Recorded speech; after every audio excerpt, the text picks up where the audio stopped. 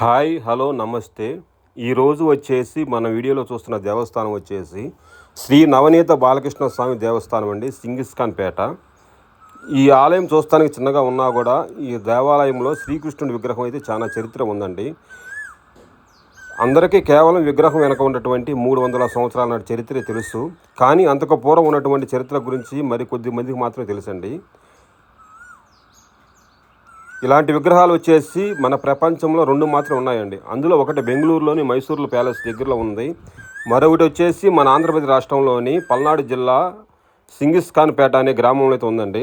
నార్మల్గా మనం ఎక్కడ చూసినా శ్రీకృష్ణుల విగ్రహం రూపంలో ఆపడుతూ ఉంటాడు మనకి.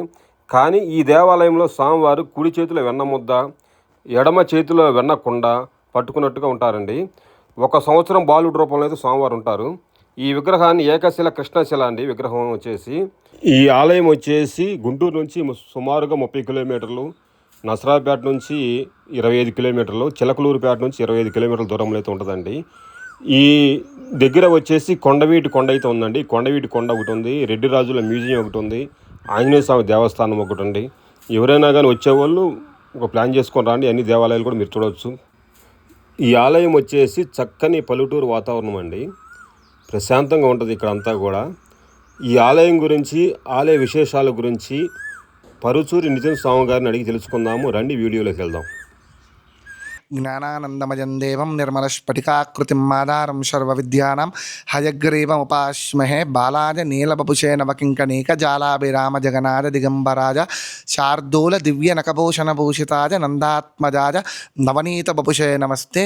పల్నాడు జిల్లా ఎడ్లపాడు మండలం సింగిస్ఖాన్పేట గ్రామములో వేంచేసి ఉన్నటువంటి రుక్మిణీ సత్యభామ సమేత నవనీత బాలకృష్ణ స్వామి వారి యొక్క దేవస్థానము.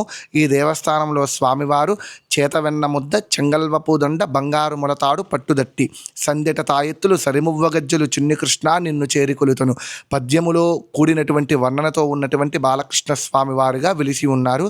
ఒక చేతిలో, కుడి చేతిలో వెన్న ముద్దతో, అలానే ఎడమ చేతి కింద వెన్న కుండతో, కుడి ఎడమ భుజాలపై శంకుచక్రాలతో, అలానే తలకు స్వయంగా రింగుల జుట్టుతో, ఒక పాదము కుడి పాదము ముందుకు ఉంచి, ఎడమ పాదము రెండో పాదము వెనక్కి మడిచి, సంవత్సరంలోపు చిన్నపిల్లవాడిగా పాకుతూ ఉన్నటువంటి దివ్యమైనటువంటి మనోహరమైనటువంటి కృష్ణశిలతో స్వయంగా వెలిసినటువంటి బాలకృష్ణ స్వామిగా ఇక్కడ వెలిసి ఉన్నారు స్వామి.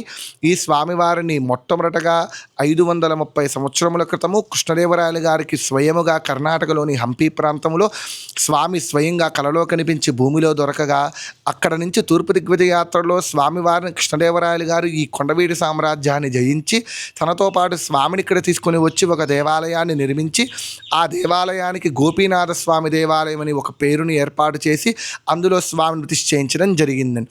అలా ప్రతిష్ఠ జరిగిన దగ్గర నుంచి సుమారుగా ఒక 150 సంవత్సరములు స్వామివారు అత్యంత వైభవోపేతంగా నిత్యము ధూపదీప నైవేద్యాలతో స్వామి విరాజిల్లుతూ ఉండగా, 16వ శతాబ్ద మధ్యభాగంలో ముష్కర్ల దండయాత్ర ప్రారంభమైనప్పుడు ఈ కొండవీడు ప్రాంతం మీద అప్పుడు ఈ ప్రాంతాన్ని పరిపాలించేటువంటి ఆఖరి ఒరిస్సా గజపతి రాజులు స్వామివారి విగ్రహాన్ని భూమిలో దాచిపెట్టడం జరిగిందిటండి.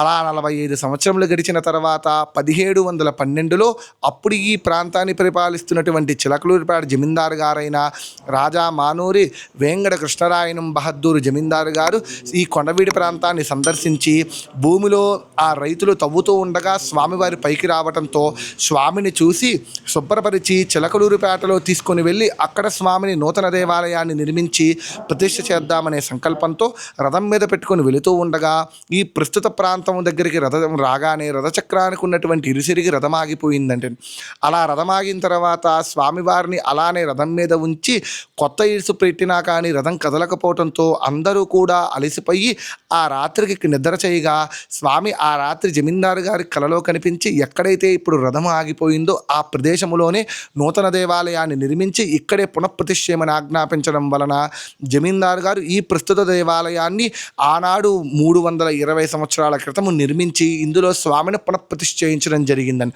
అప్పటి నుంచి కూడా స్వామివారికి ఈనాటి వరకు కూడా అత్యంత వైభవోపేతంగా కృష్ణాష్టమి మొదలు విశేషమైనటువంటి ఉత్సవాలతో వైకానస దివ్య భగవశాస్త్ర మార్గమున స్వామివారికి ప్రతినిత్యము కూడా అర్చనాది కైంకర్యములు జరపబడుతూ ఉన్నాయి.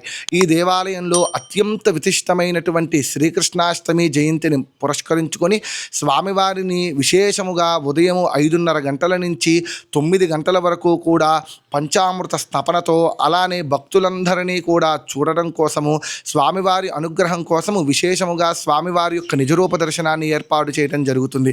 అలానే వైకుంఠ ఏకాదశి, ముక్కోటి ఏకాదశి నాడున స్వామివారి విశేషముగా గ్రామోత్సవంలో భక్తులను అలరించడానికి గ్రామోత్సవముగా గరుడ వాహనం మీదకి స్వామి విశేషముగా గ్రామోత్సవంలోకి వస్తూ ఉంటారు. అది మొదలు ఉగాది మొదలు ప్రత్యేకమైనటువంటి అన్ని పర్వదినాలలో కూడా స్వామివారి యొక్క ఉత్సవములు, అలానే అనేక రకములైనటువంటి సేవా కైంకర్యములు ఈనాటికి కూడా దేవాలయంలో స్వామికి జరపబడుతూ ఉంటాయి.